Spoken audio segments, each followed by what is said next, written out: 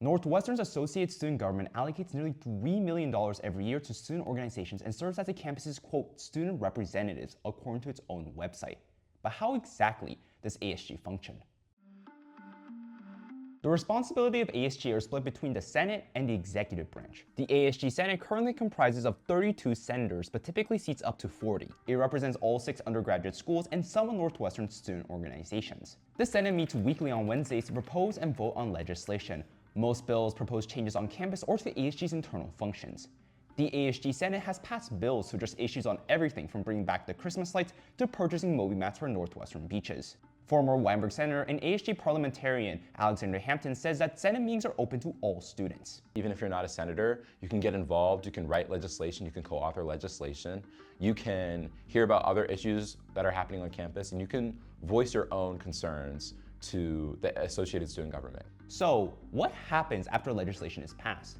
ASG's co-president John Cisco explains that for legislation proposing changes, the authors can work with the ASG's executive branch to present the bill to university administration for implementation. Those two branches are designed to work in tandem so that one represents the democratic will of the student body and the other leverages existing relationships with administration and the institutional pressure of ASG and the will of the student body to enact change. Many Senate bills, though, come to a halt after arriving at the university administration. We definitely have way too many examples of legislation being supported fully by Senate, but just not having enough momentum to fully go through. And sometimes it really just is a matter of fighting the department about a specific issue. ASG members are attempting to address these challenges.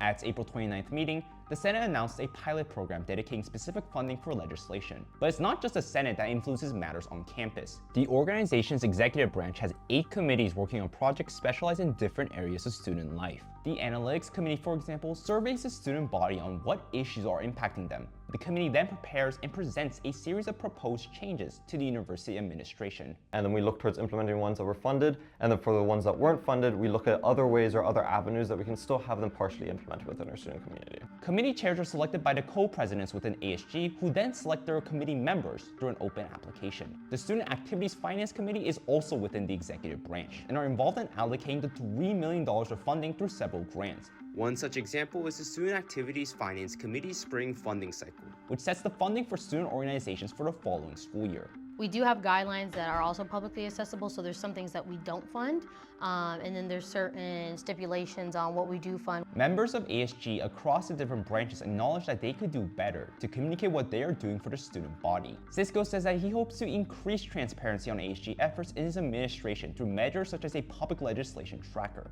We think it's only fair that students who vote on this legislation or vote in the senators who vote on this legislation should have the right to see whether it is ultimately managed to impact their campus experience. For the Daily Northwestern, this is Chris Kim.